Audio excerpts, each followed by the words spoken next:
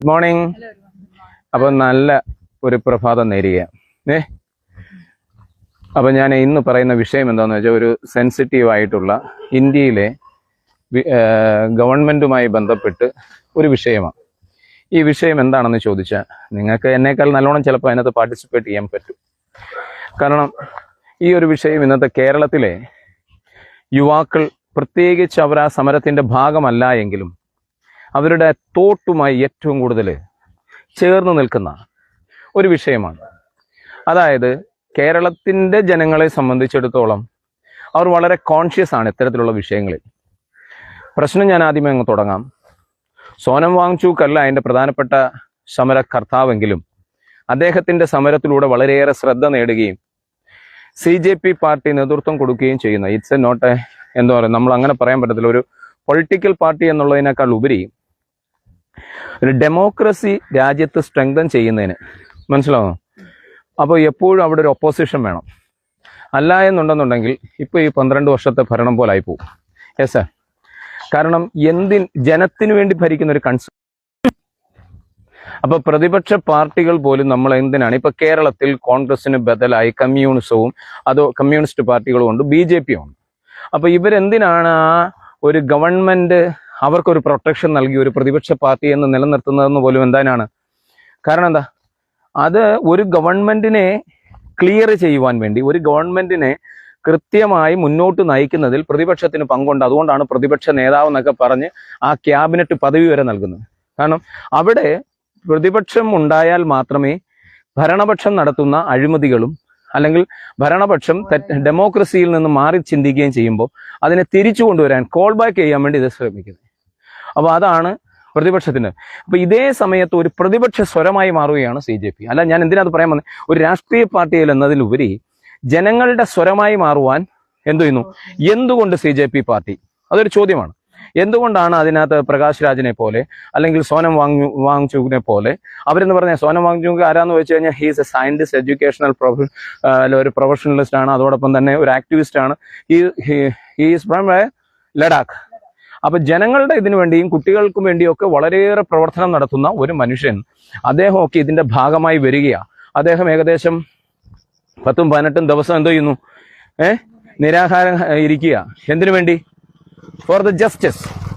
നീതി നിഷേധിക്കപ്പെടുമ്പോൾ സ്വരമായി മാറുന്ന പലരുമുണ്ട്. അങ്ങനെയാണ് നമ്മുടെ സ്വാതന്ത്ര്യ സമരത്തിനൊക്കെ വേണ്ടി സാധാരണ ജനങ്ങളുടെ നീതി നിഷേധിക്കപ്പെട്ടപ്പോൾ നീതിയുടെ സ്വരമായി മാറുന്നു. സ്വാതന്ത്ര്യത്തിന്റെ സ്വരമായി മാറിയവരൊക്കെ ഇന്ന് രാഷ്ട്രപിതാവും അതോടൊപ്പം തന്നെ രാജ്യത്തിന്റെ നിർമ്മാതാക്കളായി മാറുകയൊക്കെ ചെയ്തതിന്റെ കാരണം അതാ. അങ്ങനെ ഇപ്പോൾ എന്ത് ചെയ്തു? കോൺഗ്രസിന്റെ സ്വരം പോലെ പ്രതിപക്ഷത്തിന്റെ ഒരു സ്വരമായി CJP വരിക, കോക്രോച്ച് ജനതാ പാർട്ടി. അപ്പൊ എങ്ങനെയാണ് ആ പേട് പോലും വന്നതെന്ന് നമുക്കറിയാം. സഞ്ജയ് സിംഗ് എന്ന് പറയുന്ന ഇന്ത്യയുടെ ഒരു സൂര്യകാന്ത് മിശ്ര, അയാളായിരുന്നു. സഞ്ജയ് സിംഗ് അല്ല, അത് മറ്റേ APP അല്ലയോ, ആപ്പിന്റെ. അപ്പം സൂര്യകാന്ത് മിശ്ര അല്ലേ, അദ്ദേഹം ഒരു ജഡ്ജ്മെന്റ് നടത്തി. എന്താണ്? ഇന്ത്യയിലെ ജനങ്ങളെ സംബന്ധിച്ചിടത്തോളം, ഇന്ത്യയിലെ യുവാക്കളെ സംബന്ധിച്ചിടത്തോളം they are like cockroach. Why? അവർക്ക് എന്തില്ല? അവരെ സംബന്ധിച്ചിടത്തോളം ജോലിയില്ലാത്ത, അവരുടെ എംപ്ലോയ്മെന്റിനെ സംബന്ധിച്ചിടത്തോളം ഇവരെങ്ങനെയാ പറയുന്നേ?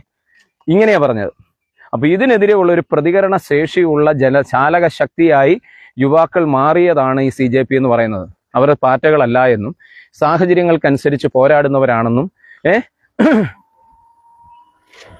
അപ്പം ഈ വക പോയിന്റുകളെല്ലാം കൃത്യമായിട്ട് ആര് പറഞ്ഞുകൊണ്ട് ഇവർ ഒരു ആശയം മുന്നോട്ട് വെച്ചുകൊണ്ടാണ് ഈ അഭിജിത്തും എല്ലാം കൂടെ മുന്നോട്ട് വരുന്നത്. ദീപക് അവരെല്ലാം കൂടെ മുന്നോട്ട് വരുന്നത് എന്താണ്? ഒന്നാമത് അവർ പറഞ്ഞത്, ഈ ഇപ്പോഴത്തെ വിദ്യാഭ്യാസ മന്ത്രിയുടെ പേരെന്തോ, ധർമ്മേന്ദ്ര പ്രധാൻ വിദ്യാഭ്യാസ മന്ത്രിയായിട്ടിരിക്കുമ്പോൾ 2021 മുതൽ ക്വസ്റ്റ്യൻ പേപ്പർ കണ്ടിന്യൂസ് ചോരുന്നു.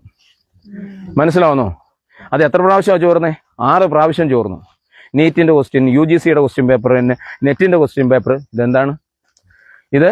യഥാർത്ഥത്തിൽ ഇത് ചെറിയ തോതിൽ ചർച്ചയ്ക്ക് വന്നുള്ളൂ എങ്കിലും ഇതൊരു വലിയ പ്രതിസന്ധി ഇന്ത്യയിൽ സംബന്ധിച്ച്. കാരണം എന്ന് പറഞ്ഞാൽ എന്താ, ഏത് കാര്യത്തെയും എക്സ്പ്ലോയിറ്റ് ചെയ്യുന്ന, ജനാധിപത്യത്തെ തകർക്കുന്ന, ജനാധിപത്യത്തെ ചോദ്യം ചെയ്യുന്ന എന്ത് കാര്യങ്ങളും മതം കൊണ്ട് അടിക്കുന്ന ഒരു സംവിധാനത്തിലേക്ക് പോകുന്നു.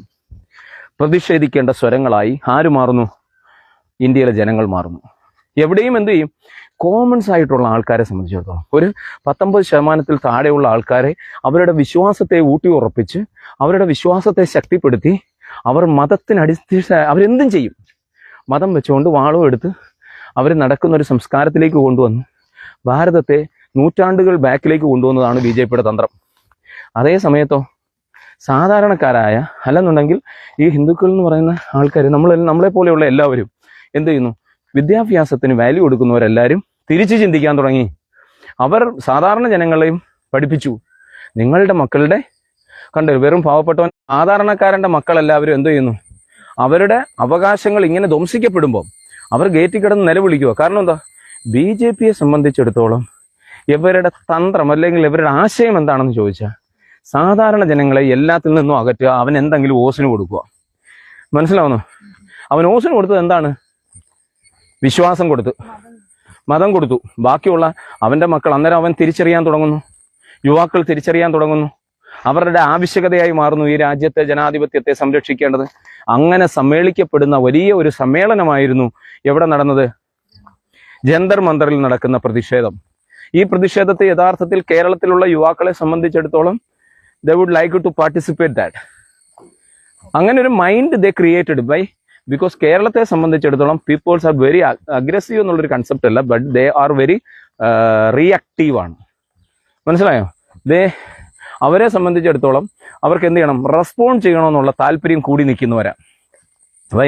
കേരളം അങ്ങനെയാണ്, ഒരു ഹ്യൂമാനിറ്റേറിയൻ കൺസെപ്റ്റാണ് നമുക്കുള്ളതെന്നെങ്കിലും സെയിം ടൈം നമുക്ക് എന്തുകൊണ്ട് പ്രതിഷേധിക്കുവാനും പ്രതിരോധിക്കുവാനുമുള്ള ശക്തിയായി കേരളത്തിൽ.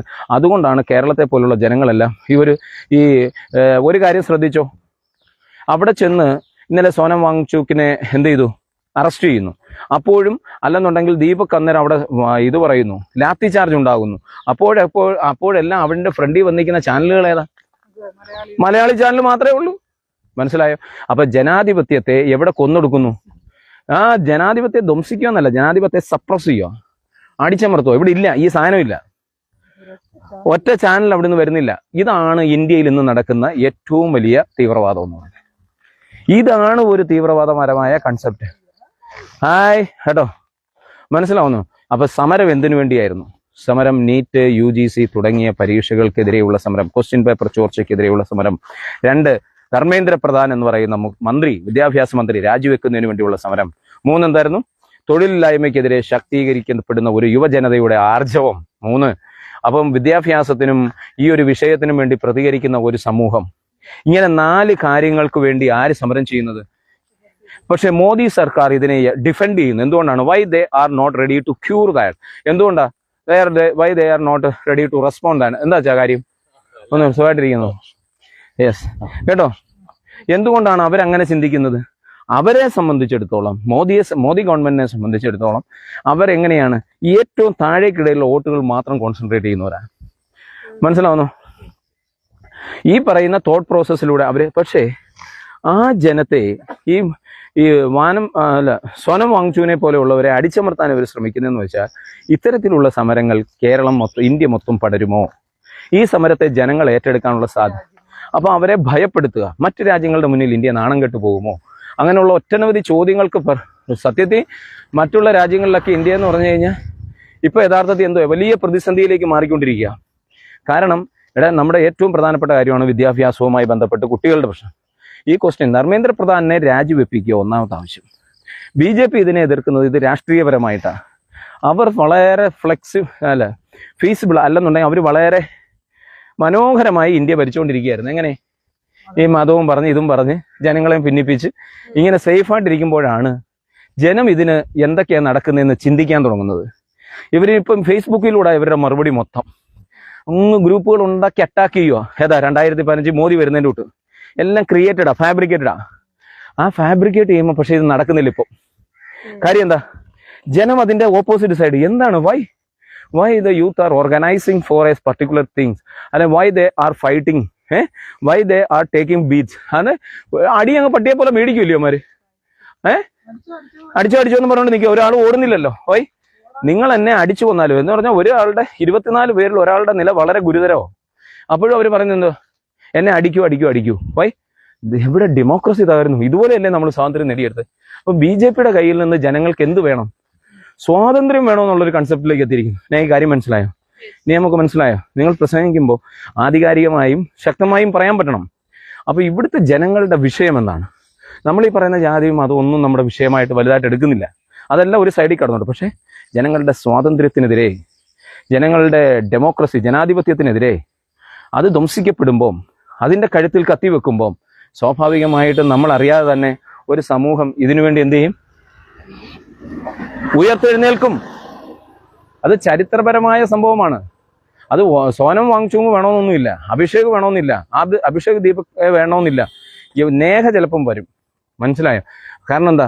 അതിന് മരണപ്പെട്ടാലും ശരി, ഒരു കാര്യം വളരെ വ്യക്തമാണ്. സ്വാതന്ത്ര്യമില്ലാതെ ജീവിക്കുന്ന ബന്ധുരക്കാഞ്ചന കൂട്ടിലാണെങ്കിലും ബന്ധനം ബന്ധനം തന്നെ പാരിൽ. ലോകം വളരെയേറെ ശക്തമായി. ഇന്നലെ ഞാനും അരുണൂടെ സംസാരിച്ചുകൊണ്ടിരിക്കും. അരുൺ എന്നോട് ചോദിച്ചാൽ, അച്ഛാ എന്നാ ഇവിടെ ഒരു ബുള്ളറ്റ് ട്രെയിൻ വരുന്നത്? ഇതിനെപ്പറ്റി ഇവർ ചിന്തിക്കുന്നില്ല. ഇവർ വികസനമുണ്ടെന്ന് വാഗൊണ്ടങ്ങ് പറയുക. പക്ഷെ ലോകം പോകുന്ന ഫാസ്റ്റായിട്ടുള്ള സംഭവങ്ങൾ, നമ്മുടെ ഇവിടുത്തെ കുഞ്ഞുങ്ങളുടെ വിദ്യാഭ്യാസ രീതിയിൽ ഉണ്ടാകേണ്ടതായ വിദ്യാഭ്യാസം, അത് ന്യൂ എഡ്യൂക്കേഷൻ പോളിസിനെ പറ്റിയൊന്നും ഞാൻ എതിർക്കുന്ന ആളല്ല. പക്ഷെ ന്യൂ എഡ്യൂക്കേഷൻ പോളിസിയിലൂടെ നീ എന്താ പഠിപ്പിക്കുന്നതെന്നുള്ളത് ഞാൻ ചിന്തിക്കും. മനസ്സിലാവുന്നോ? ഡിജിറ്റൽ മാർക്കറ്റിങ്ങിനെ പറ്റിയാണോ പഠിപ്പിക്കുന്നത്, അതോ അവർ ഡാറ്റ ടെക്നോളജിയെ പറ്റിയാണോ പഠിപ്പിക്കുന്നത്, അല്ലെങ്കിൽ AR-നെ പറ്റിയാണോ പഠിക്കുന്നത്, VR-നെ പറ്റിയാണോ, XR-നെ പറ്റിയാണോ, MR-നെ പറ്റിയാണോ, AI പറ്റിയാണോ പഠിക്കുന്നത്? അവർ ഇന്നോവേറ്റീവായ കോഴ്സസ് ആണോ പഠിക്കുന്നത്?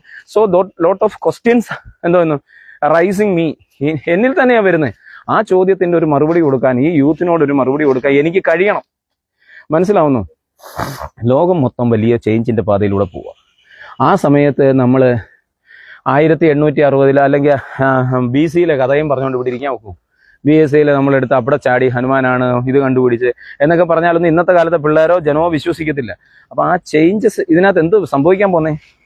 മാറ്റങ്ങൾ ഇന്ത്യയിൽ വരിക തന്നെ ചെയ്യും. പക്ഷെ മാറ്റങ്ങൾക്ക് സമയമെടുക്കും. അപ്പൊ ഞാനും നീയും ആ മാറ്റത്തിന്റെ ഭാഗമായി മാറത്തില്ല. അത്രേ ഉള്ളൂ സംഭവിക്കാൻ പോകുന്നത്. കാരണം എന്താ? ലോകം അതിൻ്റെതായ അതിൻ്റെതായ സ്പീഡിൽ പോയിക്കൊണ്ടേയിരിക്കും. ഞാനിപ്പോൾ ഈ സമരത്തെ പറ്റി പറയാൻ, CJP പറ്റി പറയാനാണ് വന്നത്. CJP എന്ന് പറയുന്ന കോക്രോച്ച് ജനതാ പാർട്ടി വന്നിരിക്കുന്ന എന്തിനു വേണ്ടിയാണെന്ന് പറഞ്ഞു. ഒന്ന്, എഡ്യൂക്കേഷൻ രംഗത്തുണ്ടായ വലിയ രീതിയിലുള്ള കൊള്ള, എക്സ്പ്ലോയിറ്റേഷനെതിരെയുള്ള ആഞ്ഞടിക്കുക. മനസ്സിലാവുന്നു? ഇവിടുത്തെ ദളിത് വിഭാഗങ്ങളെ എന്ത് ചെയ്യുന്നു? വെറും പട്ടിക്ക് തുല്യമാക്കി മാറ്റുന്ന ഒരു സമൂഹമാക്കി മാറ്റി അവരെ അങ്ങ് ഇല്ലായ്മ ചെയ്യുന്നു. അതിശക്തമായി പ്രതികരിക്കണം. കാരണം എന്താണ്? ദളിത് വിഭാഗം എവിടെ വിജയം? അതുകൊണ്ടല്ലേ അംബേദ്കർ അങ്ങനെ പറഞ്ഞു. അംബേദ്കർ അന്ന് എഴുതി വെച്ചില്ലായിരുന്നു ഇപ്പൊ എന്തോ ചെയ്തേനെ ഈ രാജ്യത്ത്. ഇവിടുത്തെ സാധാരണക്കാരനെ അവന് വിദ്യാഭ്യാസം കൃത്യമായി കൊടുത്താൽ മാത്രമേ രാജ്യത്ത് പുരോഗതി വരൂ. കാരണം എന്ന് പറഞ്ഞാൽ ഇപ്പോഴത്തെ കുഞ്ഞുങ്ങൾ, അത് ദളിതനെന്നോ വല്യവനെന്നോ, നമ്മളിപ്പോൾ കേരളത്തിന്റെ പ്രത്യേകത എന്താ? ദളിത് വിഭാഗം എന്ന് പറഞ്ഞുകൊണ്ട് ഒരു വിഭാഗത്തെ പറ്റി സംസാരിക്കാത്ത എന്താ? കാരണം നമ്മുടെ അപ്പുറത്ത് വീട്ടിൽ ദളിതരുണ്ട്, അവിടെ ക്രിസ്ത്യൻസ് ഉണ്ട്, മുസ്ലിംസ് ഉണ്ട്, എല്ലാവരോടും ഇടകലർന്ന് ജീവിക്കുന്ന വലിയ ഒരു കണക്കൂട്ടലുള്ള ഒരു സംസ്ഥാനമായി, ഒരു രാജ്യമായി. അപ്പം ഇവിടെ എന്ത് ചെയ്യുന്നു? നമ്മുടെ തൊട്ടടുത്ത വീട്ടിലെ ആള് ഒരു താഴേക്കിടയിലാണെങ്കിലും അവനെ പഠിക്കാൻ വേണ്ടി ഇപ്പുറത്തുള്ളവനും പ്രോത്സാഹിപ്പിക്കുന്നു. മനസ്സിലാവുന്നു? അവനൊരു പനി വന്നു കഴിഞ്ഞാൽ, അല്ലെ അവനൊരു അസുഖം വന്നാൽ ബ്ലഡ് കൊടുക്കാൻ തയ്യാറായി മാറ്റും. കാരണം ആ ഒരു സമത്വ ചിന്താഗതി, ആ ഒരു ഇടപഴകൽ നമ്മുടെ രാജ്യത്തുണ്ട്. അത് ഇന്ത്യ മൊത്തം ഉണ്ടാക്കിയെടുക്കണം. അതിനാണ് അംബേദ്കർ അങ്ങനെ പറഞ്ഞത്. കേരളത്തിൽ യഥാർത്ഥത്തിൽ ഒരു വ്യത്യാസം വന്നിട്ടുണ്ട്. പക്ഷേ എന്നാലും BJPയുടെ തോട്ട് അനുസരിച്ച് വർഗീയ ചിന്താഗതി ഇളക്കി വിടുന്നുണ്ട്. അതുകൊണ്ടാണ് ഞാൻ പറയുന്നത് നല്ല വിദ്യാഭ്യാസം കൊടുക്കണം. ഇവരിപ്പം ഈ പറയുന്ന ന്യൂ എഡ്യൂക്കേഷൻ പോളിസിയിലൂടെ തന്നെ ഒരു പരമ്പരാഗതമായ വ്യവസായത്തെ പറ്റി ചിന്തിക്കുന്നത് അതിൻ്റെ ഒന്നും ആവശ്യമില്ല. ടെക്നോളജി മാറുമ്പോൾ ടെക്നോളജി യൂസ് ചെയ്ത് തന്നെ മുന്നോട്ട് പോവുക. കാലഘട്ടത്തിനനുസരിച്ചുള്ള മാറ്റങ്ങൾ വന്നുകൊണ്ടിരിക്കുക. മനസ്സിലാവുന്നു? കാലഘട്ടത്തെ ഉൾക്കൊള്ളാൻ ചെയ്യുക, അല്ലെങ്കിൽ ടെക്നോളജി ഉൾക്കൊള്ളാൻ പഠിച്ചില്ല എന്നുണ്ടെങ്കിൽ നിങ്ങൾ ഔട്ടാവും. കാരണം ഞാൻ പണ്ട് സ്റ്റിയറിംഗ് ഇങ്ങനെ വെച്ചാൽ ചെയ്തേ എന്ന് പറഞ്ഞുകൊണ്ട് ഇപ്പോഴത്തെ സ്റ്റിയറിംഗ് ഇല്ലാത്ത വാഹനങ്ങൾ വരുന്നു, ഗിയർ ഇല്ലാത്ത വാഹനങ്ങൾ വരുന്നു. ഇതിനെ ഉൾക്കൊള്ളത്തില്ലെന്ന് പറഞ്ഞാൽ നീ കാലഘട്ടത്തിൽ നിന്ന് പുറത്തു പോയി പോവും. മനസ്സിലാവുന്നു? സോ അതുകൊണ്ട് ഒരു കാര്യം ആലോചിച്ചോണം. കാലഘട്ടത്തിന്റെ വിദ്യാഭ്യാസത്തെ മനസ്സിലാക്കാനും ആ വിദ്യാഭ്യാസത്തെ ഉൾക്കൊള്ളാനും പറ്റുന്ന ഒരു ഗവൺമെന്റ് വരണം. ഇവിടെ ഡെമോക്രസിയെ ഇല്ലായ്മ ചെയ്യുന്ന ഒരു സംവിധാനം വന്നു. അതിനെതിരെ CJP ശക്തമായിട്ട് നിൽക്കുന്നു. അതിനെ അടിച്ചമർത്താൻ ശ്രമിക്കുന്നു. അപ്പോൾ എനിക്ക് ജനങ്ങളോട് പറയാനുള്ളത്, ഇത്തരത്തിലുള്ള പ്രതിഷേധ സമരങ്ങൾ വരുമ്പോൾ കൃത്യമായ രീതിയിലുള്ള നിങ്ങളുടെ ഇന്റർഫിയർ ചെയ്യുന്ന പങ്കാളിത്തം എവിടെ ഉണ്ടാകും? ഫേസ്ബുക്കിലൂടെ. ഇപ്പം today morning we take what, ഇതാണ് വിഷയമായിട്ട് എടുത്ത് സംസാരിച്ചത്. ജനങ്ങൾ ഇതിലേക്ക് എന്ത് വേണം? ഒരു ജാഗരൂകതയോടുകൂടി പ്രവർത്തിക്കാൻ കഴിയണം. നമ്മുടെ തോട്ട് പ്രോസസ്സ് അതിനനുസരിച്ച് മാറ്റാൻ കഴിയണം. കാരണം എന്താണ്? It's not only for me, it's for the society, for the futures. മനസ്സിലാവുന്നു? നിയമോള ഫ്യൂച്ചർ, അല്ലെ നേമോള ഫ്യൂച്ചർ. നിങ്ങളുടെ വിദ്യാഭ്യാസത്തിന് വേണ്ടിയും നിങ്ങളുടെ നന്മയ്ക്ക് വേണ്ടിയും ഓരോരുത്തർ സോനം വാങ്ചുങ്ങിനെ പോലെയുള്ളവർ, അല്ലെങ്കിൽ ദീപകിനെ പോലെയുള്ള, അല്ലെങ്കിൽ പ്രതിപക്ഷ പാർട്ടിയെ പോലെയുള്ള, പിന്നെ പ്രതിപക്ഷ പാർട്ടിയുടെ കാര്യം ഞാൻ ഇടയ്ക്ക് പറയുമ്പോഴും ഞാൻ പറയുന്നത്, എനിക്ക് അതിനകത്ത് അമർഷമുണ്ട്. ഈ സമരത്തിനകത്ത് കോൺഗ്രസ് ഇടപെടേണ്ടതാണ്. ഇത് പ്രതിപക്ഷ സ്വരമായി മാറുകയാണ്. മോദിയുടെ ഭരണത്തിന് വിരുദ്ധമായി, അദ്ദേഹത്തിന്റെ നിലപാടുകൾക്ക് വിരുദ്ധമായി അത് കോൺഗ്രസ് ഇത് ഓർഗനൈസ് ചെയ്യുന്ന തരത്തിലേക്കോ, അല്ലെ രാഹുൽ ഗാന്ധി ഈ പറയുന്ന ജന്തർ മന്ദർ പോയി ഇന്ത്യയിലെ യുവാക്കളെ കാണണം. അവർ ഇന്ത്യയിലെ യുവജനങ്ങളാണ്, അവരെ കാണാൻ ആൾ വേണ്ട. അവരെ അഭിസംബോധന ചെയ്ത് രാഹുൽ ഗാന്ധി സംസാരിക്കണം. അത് LDFകാർ പോകുന്നു, അതിനെ നമ്മൾ അപ്രീഷിയേറ്റ് ചെയ്യാണ്. കാരണം എന്താണ്, പ്രതിസന്ധിക്കെതിരെ വിരൽ ചൂണ്ടുമ്പോൾ ആ വിരൽ ചൂണ്ടുന്നവനോടൊപ്പം നിന്നുകൊണ്ട് ചൂണ്ടാൻ ആയിരക്കണക്കിനുള്ള കൈകളുടെ ചൂണ്ടുവിരലായി നിങ്ങൾ മാറണം. നിങ്ങൾ ഒരാളെ നമ്മൾ ചെയ്യുന്നത് മോദി എന്ന് പറയുന്ന വലിയ ഒരു സിസ്റ്റത്തിനെതിരെയാണ്. They are breaking the system. They collapsed the system of education, system of employment and everything they collapsed. മനസ്സിലാവുന്നു. സോ നമ്മൾ എന്ത് ചെയ്യണം, അത് ക്രാഷ് ചെയ്തിരിക്കുക. അതിനെതിരെ ശക്തമായ പ്രതിഷേധത്തിന്റെ സ്വരമായി മാറാൻ നമുക്ക് കഴിയട്ടെ. നമ്മൾ ഓരോരുത്തരും ഞങ്ങളുടെ പ്രതിഷേധം വ്യക്തമായി പറയുന്നു. നമ്മൾ കോൺഗ്രസ്കാരാണെന്നുണ്ടെങ്കിലും ഈ വിഷയത്തിന്റെ മെറിറ്റിനോടൊപ്പമാണെന്നുള്ളത് ശക്തമായി. അതുകൊണ്ട് ധർമ്മേന്ദ്ര പ്രധാൻ രാജിവെക്കുക, ഈ പ്രശ്നത്തിൽ നിന്ന് മാറുക.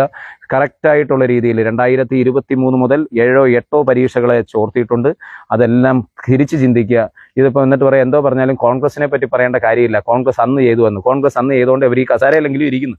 പക്ഷേ എന്ത് ചെയ്യുന്നു, ഒരു കാര്യം വളരെ വ്യക്തമായി, നിങ്ങൾ കോൺഗ്രസിൽ തെറ്റുണ്ടെന്നുണ്ടെങ്കിൽ ആ തെറ്റ് ശരി കൊണ്ട് തിരുത്താൻ കഴിയട്ടെ. BJP ഐക്യദാർഢ്യം പ്രഖ്യാപിക്കുന്നു.